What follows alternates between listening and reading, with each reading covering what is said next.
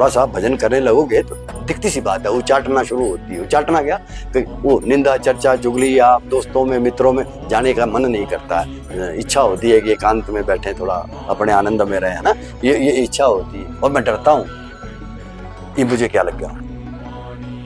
और कभी कभी लोग कह देते हैं निर्मोही होने लग गया। छोटे दो बत्ती बार बैठा पब्लिक में जाके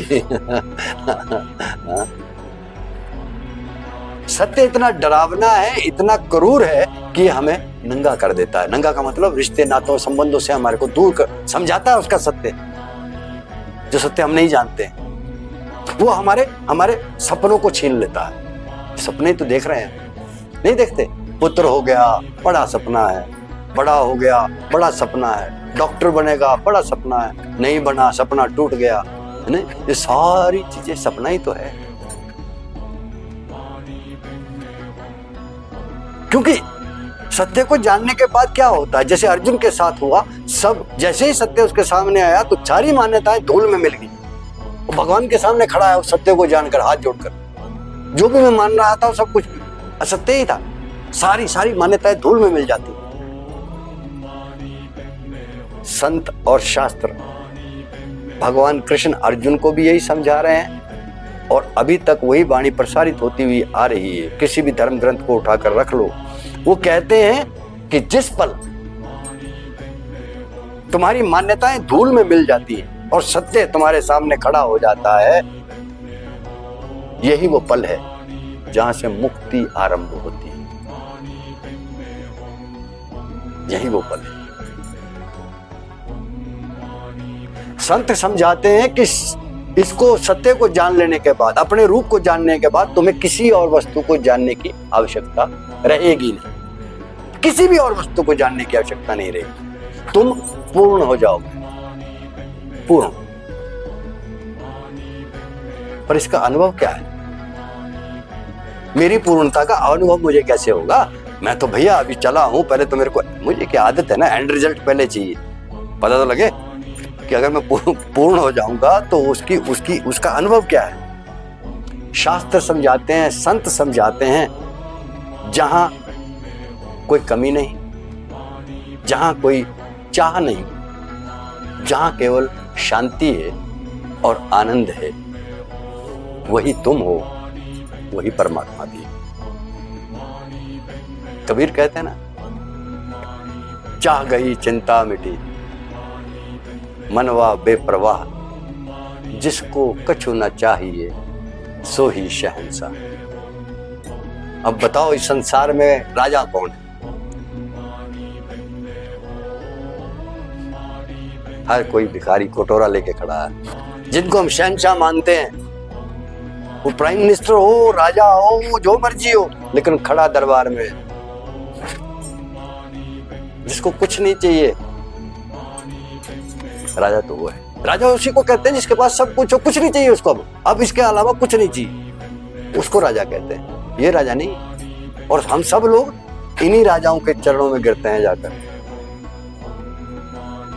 राजा है फकीर, राजा है संत।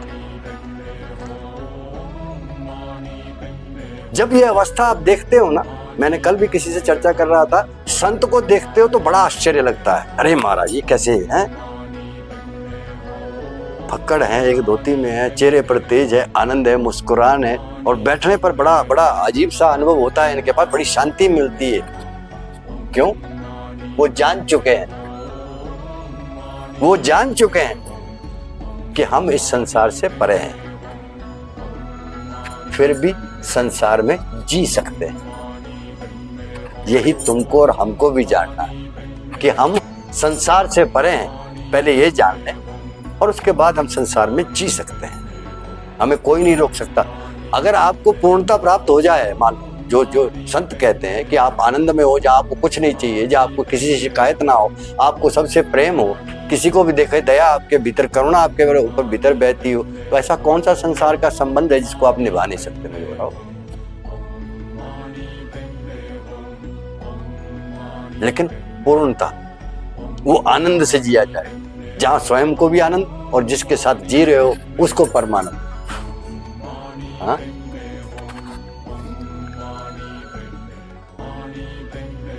स्वयं को जानने का संत इसीलिए ये सरल मार्ग देते हैं। स्वयं को जानने के लिए और मन को जानने के लिए सबसे सरल मार्ग यही है कि जब भी तुम्हारा मन भटके उसे वापस लाओ। भटकने का अर्थ क्या हो गया? जैसे ही किसी विचार ने तुम्हें खींचा और तुम चल दिए, रुक जाओ, वापस ले आओ उसको, वापस ले आओ। कामना का कोई स्तर है, इच्छा का कोई स्तर है, क्रोध का कोई स्तर है, लोभ का कोई स्तर है, अहंकार का कोई स्तर है, जिस भी दिशा में तुम्हारे को मन विचारों खींच रहा है, उसी समय वापस ले आओ। खड़ा करके पूछो कि भाई मैं हूं कौन? खाली इतना सा पूछ लो, उससे डर जाता है वो, रुक जाएगा उसी का।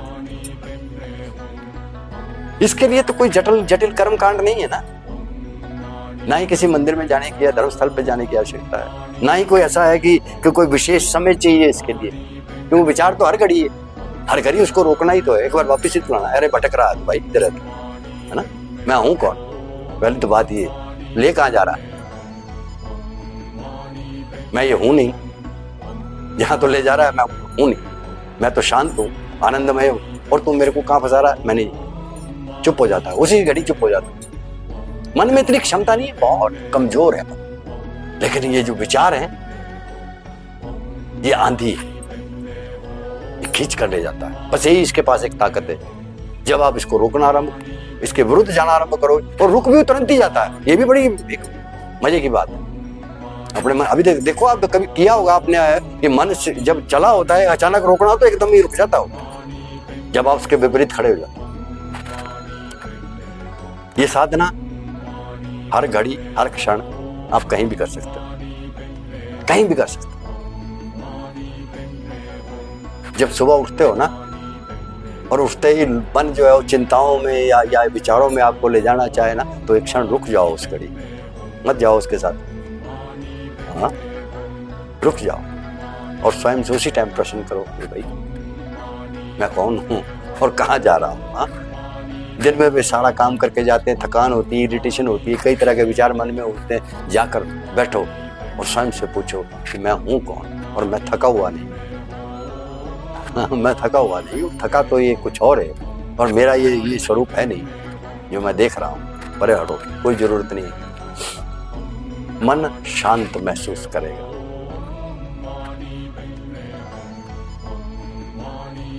ये साधना आसान तो नहीं, लेकिन सबसे सरल और सीधा रास्ता है, जो सीधा आपको सत्य की तरफ ले जाता है।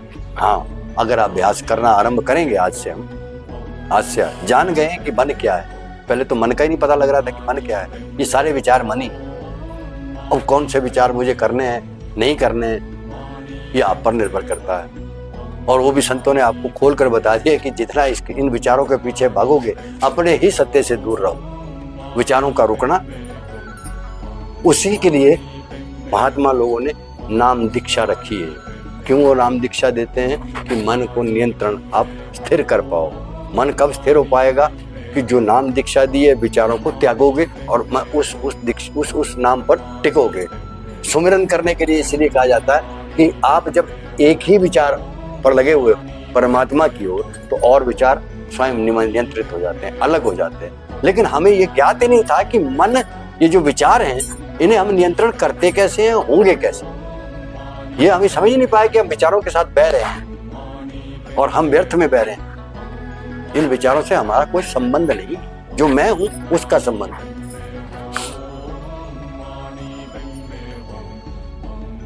यही एक साधना है जो आपको मन के माया जाल से मुक्त करती है। माया जाल तभी तोड़ पाओगे जब आप माया के विरुद्ध खड़े हो। और जब माया जाल से आप मुक्त हो जाते हो ना, तो आप क्या पाते हो? एक ऐसा स्थान, एक ऐसा अपना स्वरूप जहां कोई बंधन नहीं। यहां तो महाराज पुण्य का भी बंधन है, पाप का भी बंधन है। ये जो कर्म हम कराते हैं ना, ये जो हम करते हैं कि दान कर दो, ये दान हमसे मन करवाता है, मन करवाता है। पुण्य कर, दान कर, कारण क्या है? सत्य से दूर रहेगा, पुण्य से अगर मैं अभी किसी वजह से उसकी एक भावना, मन का एक विचार, अहंकार त्याग कर बैठा हूं, अगले घड़ी वो आप में अहंकार पैदा कर देगा जैसे ही पुण्य करवाएगा। समझ रहे हो मेरी बात को? जितना आप स्वयं को जानने का प्रयास करोगे, अपने में स्थिर होते जाओगे, जब वो उसके बाद अगर आप करते हो तब आपको पता होगा कि आप कुछ नहीं कर रहे हो, ये सब कुछ ही घट रहा है। संतों के पास तो यही है ना, किसी भी संत के पास चले जाओ, वहां सब कुछ घट रहा है, स्वयं ही घट रहा है, संत कुछ नहीं कर रहा है। उसे मालूम, उसे ये भी मालूम है कि कब तक घटेगा। आपको भी पता लग जाएगा कब तक घटेगा, कौन करना है कौन नहीं करना, विचार ही नहीं है जब उसके पास कोई। इसीलिए संत को कोई दुख नहीं, क्योंकि उसका किसी से जुड़ाव नहीं। संत को किसी का सुख भी नहीं, क्योंकि उसको किसी से जुड़ाव नहीं। सुख क्यों आएगा? मुझे अगर अपनी पत्नी से सुख है, क्योंकि मैं उससे जुड़ाव है, तभी वो मुझे सुखी कर पा रही है। अगर मेरा उससे जुड़ाव नहीं है तो मुझे उससे कोई सुख नहीं।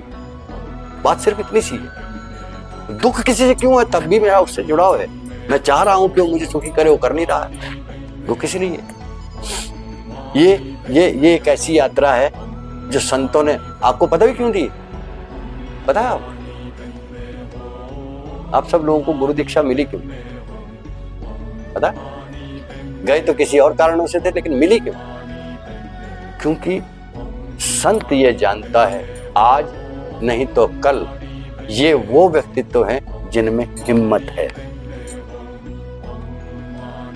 गुरु दीक्षा या गुरु धारण करना इतना कोई साधारण कार्य नहीं। जिसमें हिम्मत होगी उसी के कोष में कुछ डाला जाएगा। और दूसरी बात, क्या देख कर देता है संत कि धैर्य है इसमें? अभी नहीं है, समय आएगा जिस दिन इसके अंदर धैर्य आएगा। हिम्मत और धैर्य, दो वस्तुएं देख कर गुरु दीक्षा दी जाती है।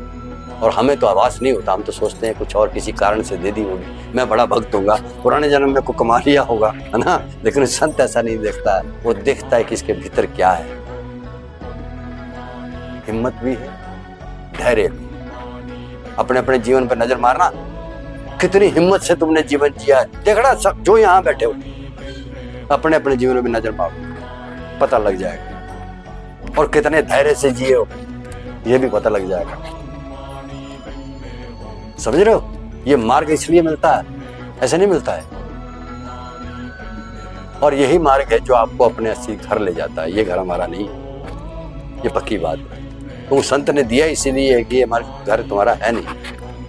आएगा एक दिन समय, संत ने यही सोच के दिया होगा, किसी दिन ये समय आएगा जब ये एहसास करवाऊंगा इनको भी ये तुम्हारा घर नहीं। तब इनमें हिम्मत भी उतनी होगी और धैर्य भी ये कमा चुके होंगे। ये जो जितना जीवन हमने जिया, जिसमें जिसको जैसी जैसी ठोकरें लगी है, याद करना मेरी बात, वो धैर्य और हिम्मत के कारण ही बना। हिम्मत पैदा करने के लिए बड़ी है वो, तभी इतने समय में तुमने वो आज ठहराओ है, तभी वो मैसेज आया अब तुम्हारे पास है। पहले क्यों नहीं मिला हो? क्योंकि वो जानता था इस बात। ये आपको अपने असली घर ले जाएगा जिसके लिए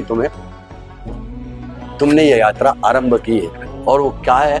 जहां ना तो कोई भय है, ना कोई चिंता है, ना कोई प्रश्न है, ना कोई उत्तर है, केवल शांति और आनंद है। और उसके अलावा वहां कुछ नहीं है। वही हमारा घर है, वही हमारा घर। संत इसीलिए बार बार अपनी वाणी में यही समझाते हैं कि सत्य तुम्हारे भीतर है, उसे भीतर ही ढूंढो। ढूंढोगे तो पा जाओगे।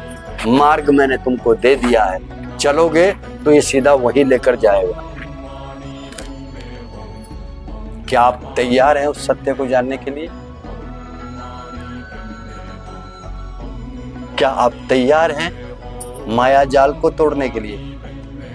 आज तो माया जाल समझ में आ गया। क्या आज से तैयार हो माया जाल को तोड़ने के लिए, विचारों से अपने आप को अलग करने के लिए, विचारों से को देखने के लिए, आते जाते विचार के पीछे ना भागने के लिए? क्या आप तैयार हो? ये वो माया जाल जो आज समझ में आया कि मन बुझता है, क्या उसको तोड़ने के लिए हम तैयार हैं? और अगर हम तैयार हैं तो समय भी नजदीक ही आज का सत्संग करते हैं समाप्त। नारायण नारायण। वाणी